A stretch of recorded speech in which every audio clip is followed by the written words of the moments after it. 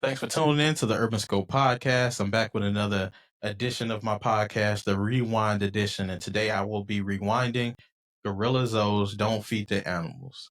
Now, this classic album from Gorilla Zoe, he released this album in 2008.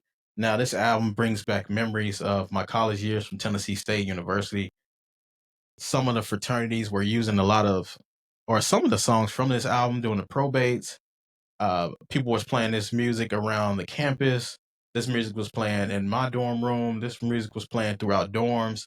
This music was just, ahead of its time, I believe. Very great production. I don't know who EP'd this album, but it was very great. I'm assuming that Diddy did it since Gorilla Zoe was on Bad Boy South at the time. So, but unfortunately, the album didn't do as much commercially successful because it only did about 29,000 the first week, and it only ahead to sell around 130,000 copies. But it was a very great album, I think, in my opinion, just because of the production and the rapping. It was great rapping as well, and he had great guest appearances, and I'll talk about that here in a little bit. But 2008 might have been the greatest rap album year for releases, and I will release a podcast on that as well, just talking about how great 2008 was from a rap release standpoint for albums, very classic albums. But I'll get into that later into another podcast. But this was an underrated album.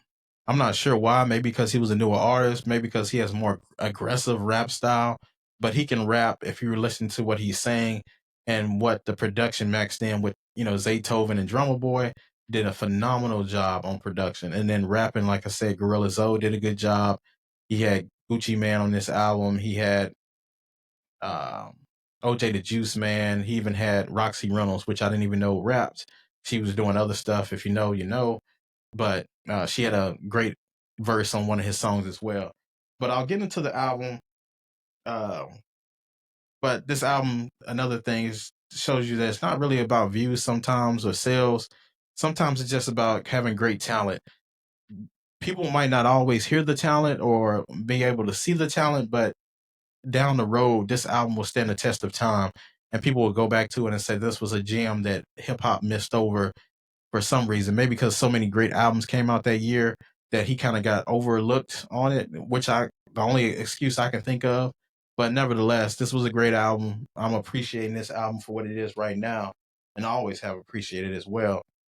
Now, the only bad thing about this album, in my opinion, is that the song "Lost" that he had a remix with Lil Wayne that didn't make it to this album.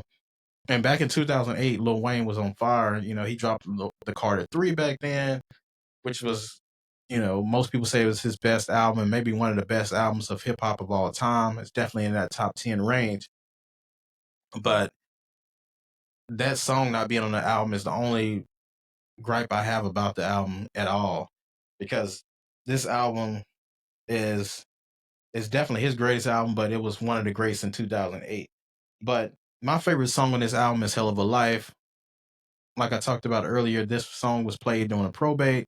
I was already listening to the song already, but it had Gorilla Zoe, it had Gucci Mane, it had OJ the Juice Man. Everybody rapped great on it. I don't know if they were just in the vibe. The beat was so phenomenal. I don't think you can really mess up the song. Or you really didn't want to mess it up, so you had to bring your A game. They definitely bring their A game on this song. Just the mix of the three.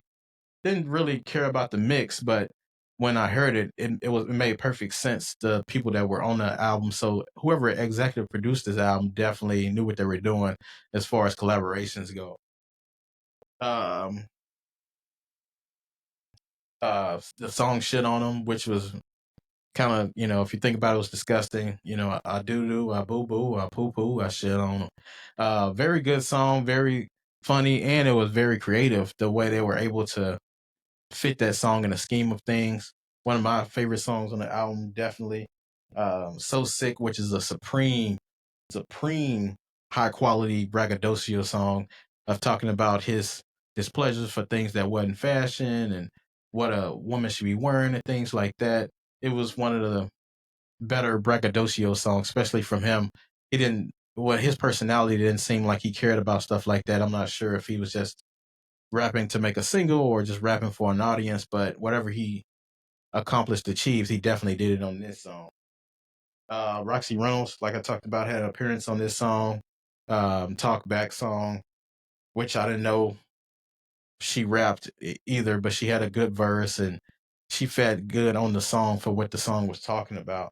So there were so many different aspects on this project that made it great, and they definitely did a phenomenal job. Said regardless of the sales or the commercial reception towards this album, me as a hip hop fan, especially as an album that wasn't meant out to be lyrical, he did talk about a lot of great things in his album and attacked it from many different aspects. So if you haven't heard the album, Gorilla Zoe's Don't Feed the Animals, definitely check that out. And until next time, I'll see you next time.